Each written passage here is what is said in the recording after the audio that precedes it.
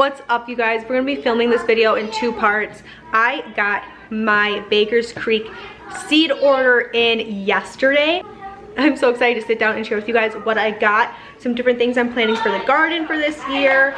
They changed their packaging from last year and I think this is so cute.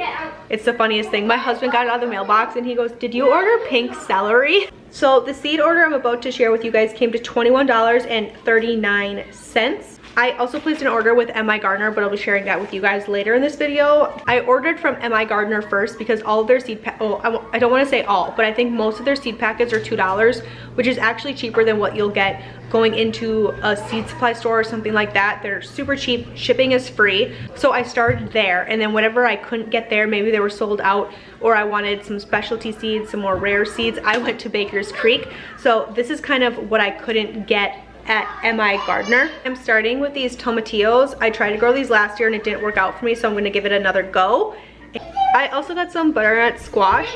I grew these last year. They were super easy to grow and they were actually really pretty prolific. I got a really great harvest off of them.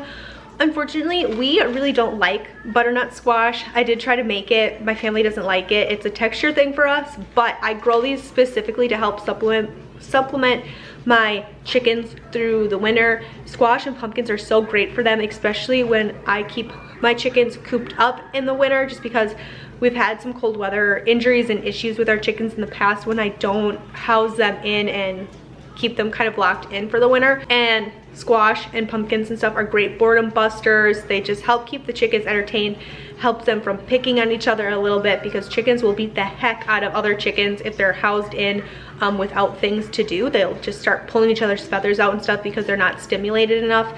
And this is what I did last year. I didn't grow enough, as much as I wanted to, but it was kind of an experiment last year. Now that I know I can store my squash and my chickens really like it, I want to grow more in my garden this year. So that's what I got these butternut squash seeds for, and I'm really excited about that. Something completely new for me this year are rutabagas.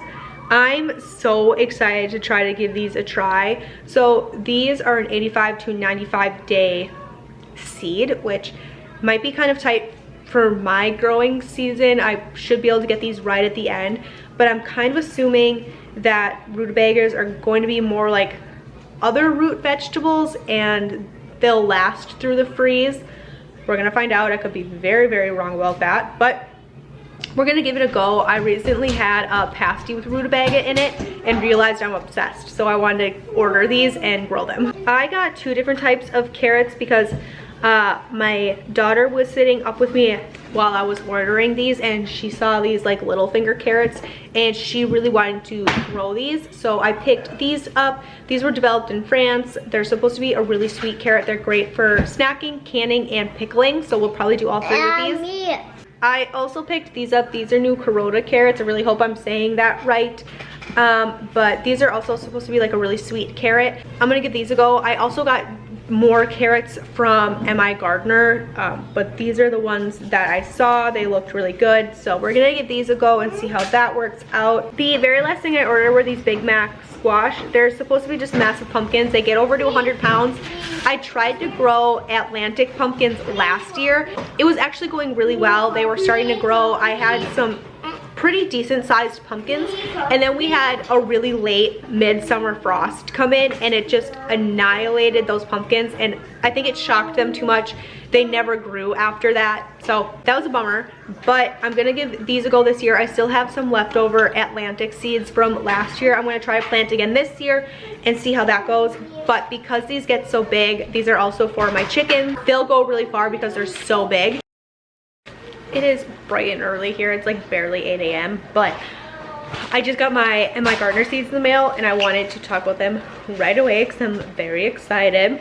I did open them up just to make sure everything was here before I talk to you guys about them, but I do have a code. It just came in my package and it's use code SHARE10 for 10% off of your next order. So I'll put that up here and down in the description box. If you end up wanting to order some seeds from Migardener, you can get 10% off your order. So that's pretty cool. I got most of my seeds from Migardener, like I said, because they're cheaper. So let's go ahead and start.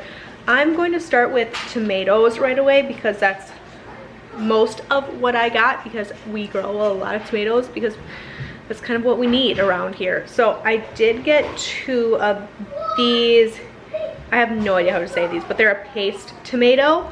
And they basically said that these were almost extinct. They were brought over to the US from a Sicilian immigrant in the 1900s.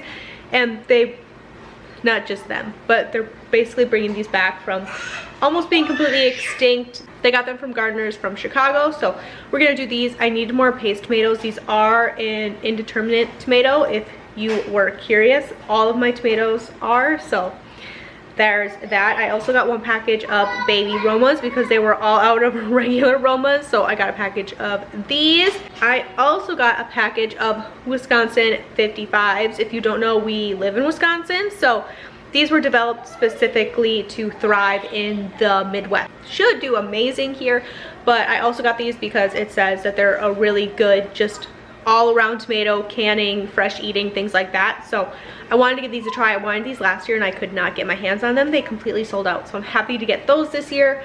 I also got a package of chocolate striped tomatoes. I did try to grow these last year, but if you followed, we had a really huge rainstorm come in last year and it flooded our garden and all of my chocolate tomatoes died, like they just drowned. So I'm gonna give these another go and hopefully we get some off of those. They're supposed to be like a really sweet, slightly acidic tomato, really good for like slicing and fresh eating. So those are gonna be our fresh eating tomatoes. And then I got 2 packs of the Homestead tomatoes. I got 2 packages of these. It says that they're ideal for homemade spaghetti sauces and ketchups, great canning tomato, and we can a ton of tomato sauces and stuff, so I needed some of these and I got 2 packs of these because this is what I want to grow the most of this year. I did get a pack of pineapple tomatillos. My oldest was sitting up with me at the computer when I ordered these. These are an indeterminate tomatillo pineapple. It's excellent for salads, salsas, desserts, jams, and canning.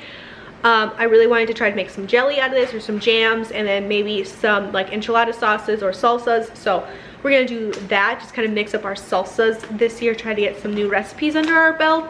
So I got those. I also got a thing of spaghetti squash. These are also for my chickens, just for variety for them. So some of these, and these will be for the chickens. I also got these big Jim peppers. The reason I decided to go with these this year instead of like a traditional jalapeno, which honestly I might still grow this year. I do get seeds from like a local, or I do get starts from a local Amish shop, and I usually will pick up some from there. But I wanted to get these big Jim peppers because they actually start sweet, and the longer you let them ripen, the redder they get, the more spicy they get. So they are a hot pepper, but you can determine how hot you actually get them by when you harvest them, which I thought was really cool. So it would give me some variety and get like 2 for 1 off of the same plant kind of a deal. So I got these. I also want to make some red pepper flakes and stuff this year. I got a typical crisp head lettuce just for eating. We all love these. Last year was the first year we grew any sort of like kale or lettuce or anything in the garden, and we loved it. So we're gonna do that again.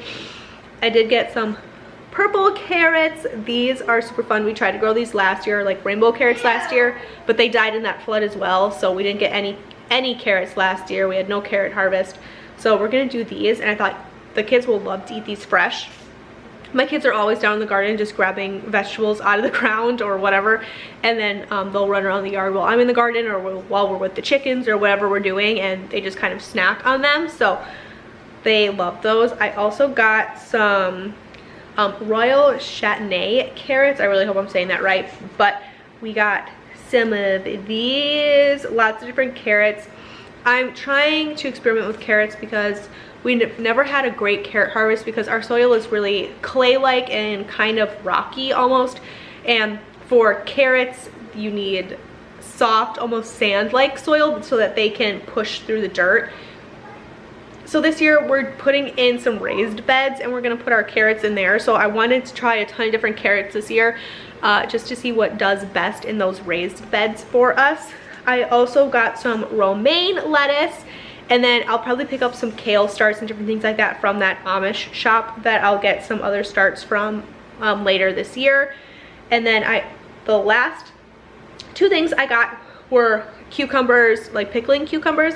So I got some homemade pickle cucumbers, and then I also got some Boston pickling cucumbers.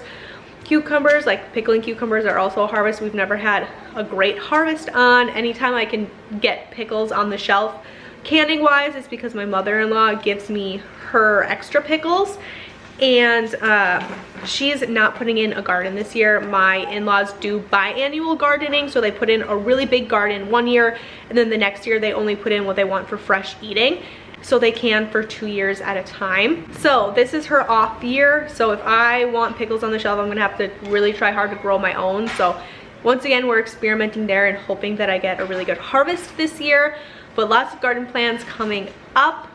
I'm sure I'll sit down with you guys and show you guys all of my seeds. I have stuff left over from last year I'm looking to use up.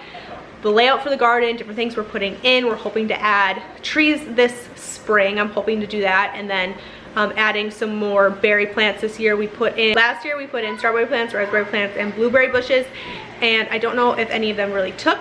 We're gonna see what happens. Our strawberries, we did get some strawberries off of last year. I only put 4 plants in, so this year we're looking to expand the strawberry patch and see if our raspberries and blueberries survived. We're gonna see what happens. So that is everything that we kind of have planned, and all of our seeds that we've gotten thus far this year for the 2023 garden.